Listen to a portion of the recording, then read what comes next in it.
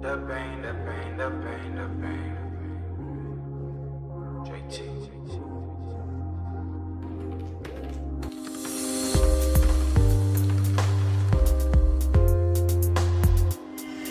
Today, once again, I have a very special person sitting right next to me. Hands of applause.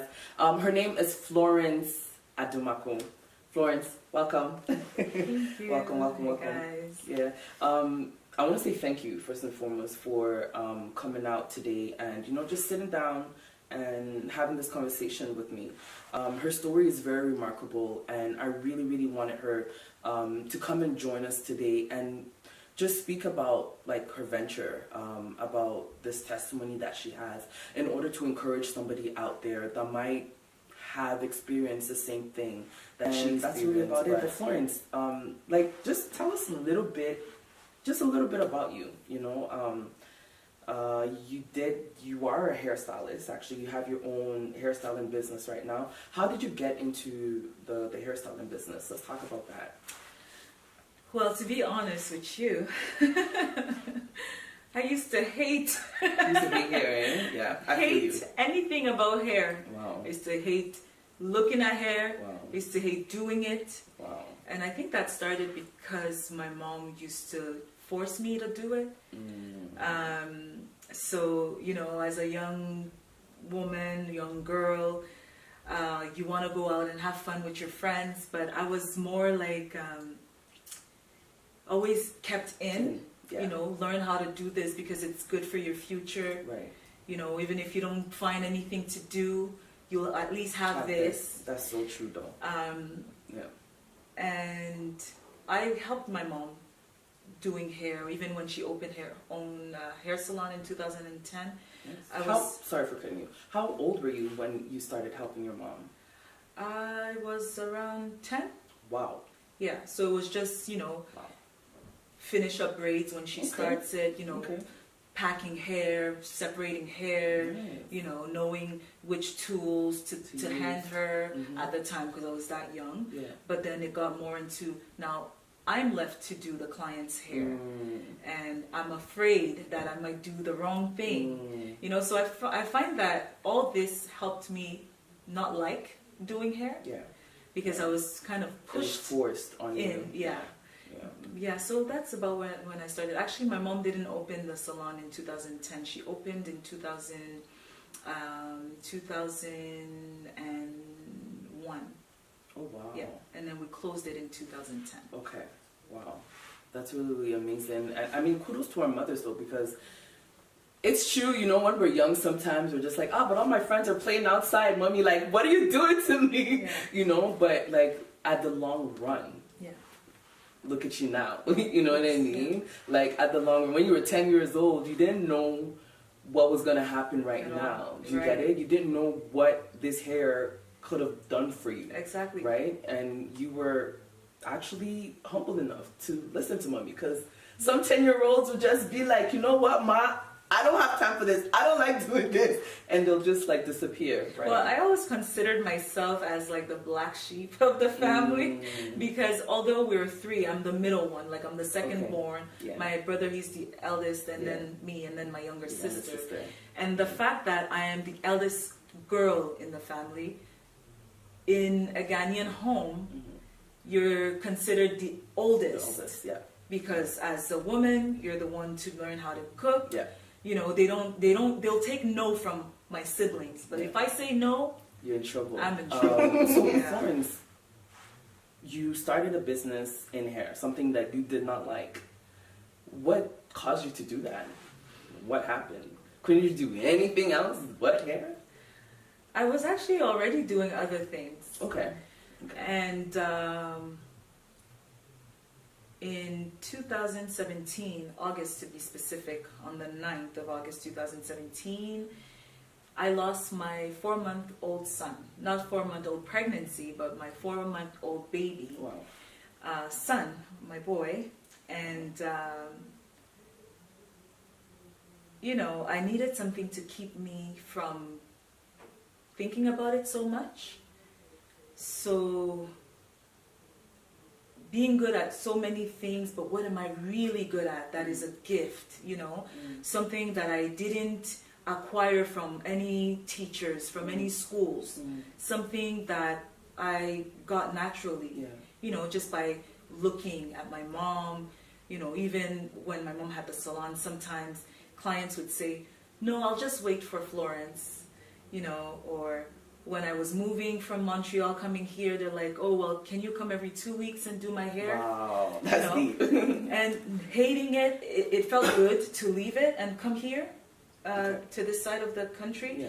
But when I lost my son, I said, that is something that would definitely keep me from thinking about what happened. And as much as that tragedy, I tried to kind of suppress it, you know, put it at the back of my mind, and keeping myself busy through doing hair kind of helped, because I got busy really fast. You know, it didn't take a month and I was already booked. Wow. Yeah, and you know, new ideas would keep coming, and I guess it's all to just numb that pain. Yeah, so you lost your son. Yeah, I lost my son. Really sorry to hear about that, and I obviously know about it. I got the chance to actually meet him, but how did that experience go? Like, apart from you doing hair, because you lived with this child, you know what I mean? You created a bond with this child. How did you do it? Like, you're just looking so fine right now, like, and you said 2017, so that's like maybe a year and a half now. How did you make it through? You know, when it first happened, well, I was told, you know, I would get over it, you know, it's with time it'll pass, and I didn't want to wait for the with time it will pass, so I tried everything to keep myself busy, but I don't think that's the right way to go. Because like you said, you got to meet him. I lived with this child. I got the chance to love this child. I carried this child. You know, I played with this child. I smelled, kissed, loved, touched, bathed. I did everything with this child. I breastfed this child. And I have other children, don't get me wrong. I love all my children. True. You are a mother of three girls, right? Yes. You know, but the only difference with this child is I never spent more than the delivery day and then the maybe 1 day of staying in the hospital with the baby, and then we were discharged to bring your healthy baby home to live your life with your baby. But with this child, at the end of my pregnancy, we found out that he had 2 holes in his heart, and that he was going to be born Down syndrome baby, and he would have to eventually undergo a heart surgery.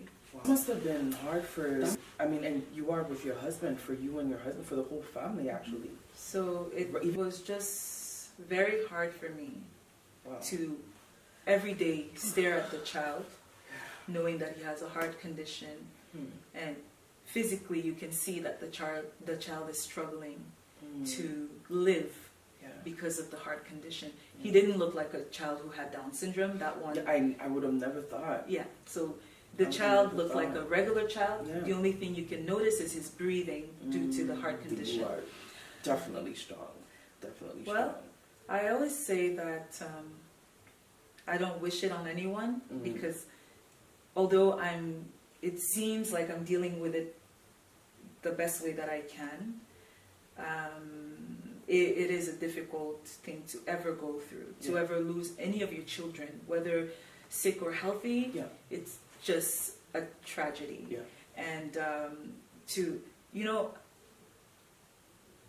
some days after he passed, I feel bad saying that, but it was almost like a relief because I felt like he was suffering. Yeah, I understand that. Yeah. You know, he was suffering.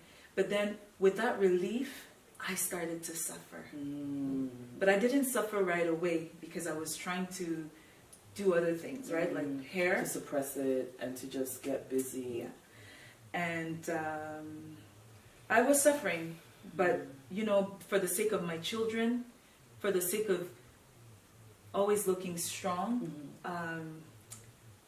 in their eyes, for the sake of their future, so that I can also know that if I leave my children, I know that I've left them being strong. Yeah. You know, I just faked it till I made it. Wow. You know, but I wasn't making it. Everyone else, I was taking care of everyone else's feelings, emotions, well-being. But yours. Well, while I was kind of like sinking, like I felt like I was dying. I felt like I was in some type of a agony, some kind of a pain. Like it's worse than pain.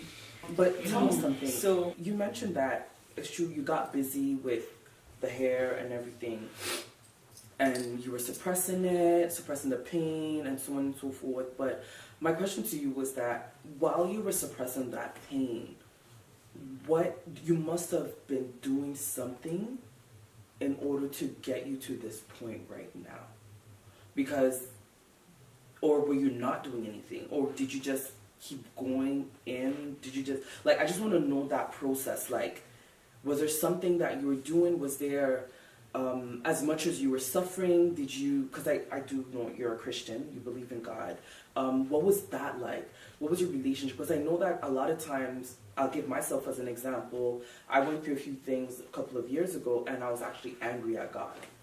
I got into a car accident and I was like, yo, why didn't you just take my life, man? I should have just died. You know what I mean? Because then you have to like face the embarrassment and all of that crazy stuff. And I just want to know for you, like, how was that relationship with God? All I know is whenever although I didn't have the baby at home with me anymore, I was on maternity. Okay, true. And it got to the point where, because it was during the summer, right? So it was summer vacations, everyone was home. But I was able to keep strong till everybody left and went back to school. My husband went back to work.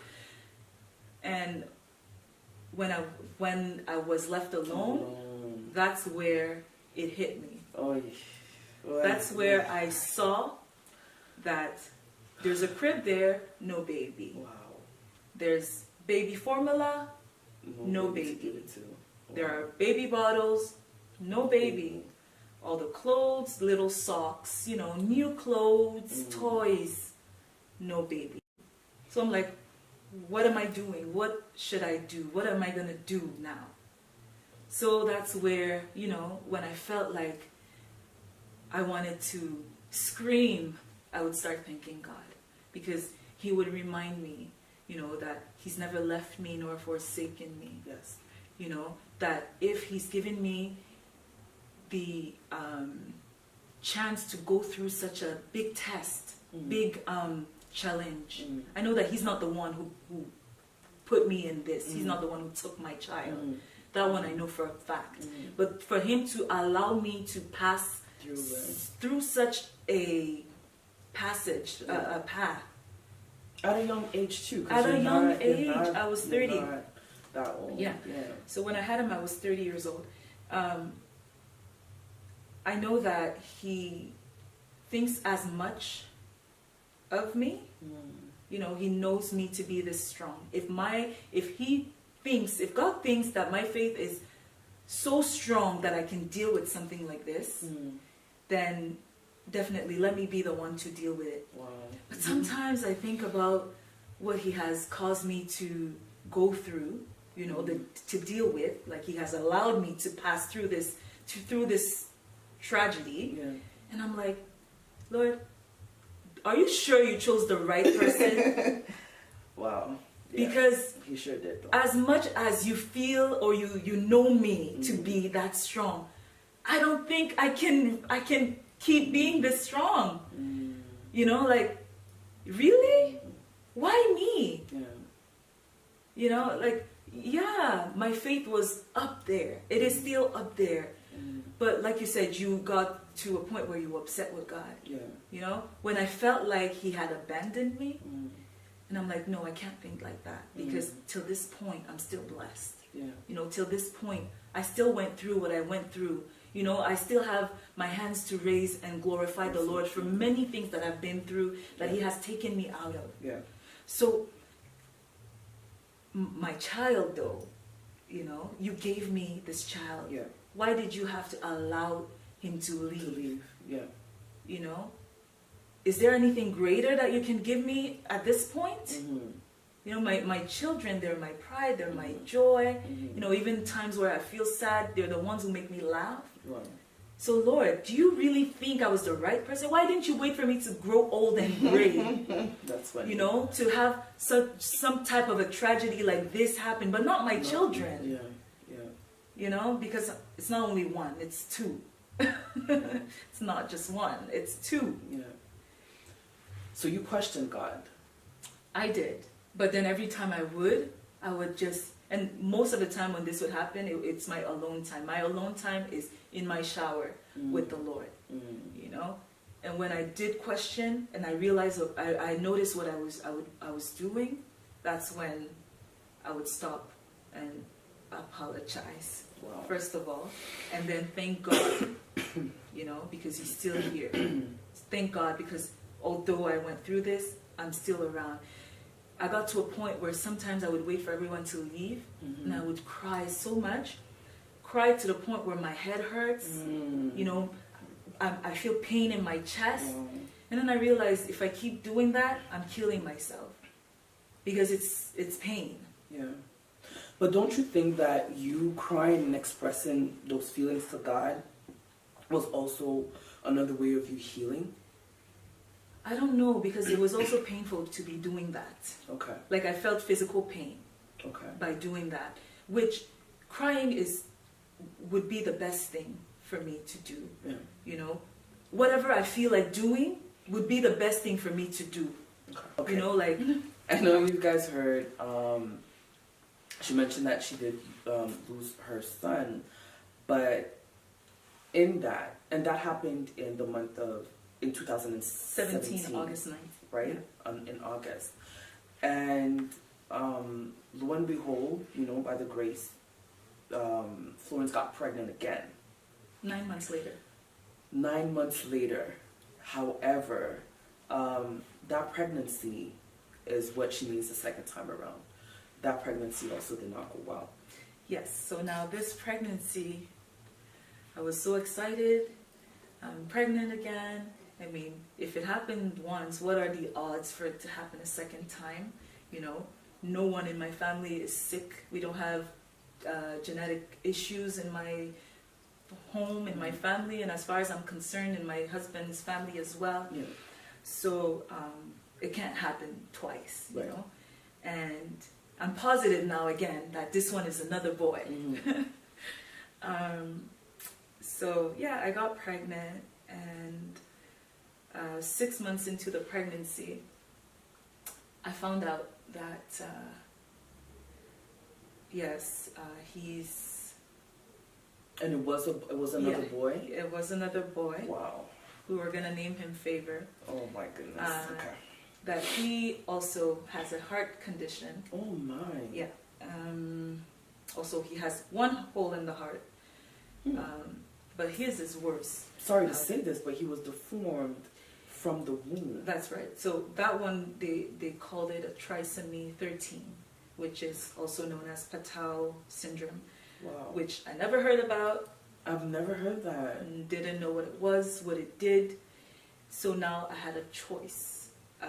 Either I keep the pregnancy and he dies at birth, he dies within that week of the Of you giving birth? of me giving birth, but either way, he will pass in the hospital.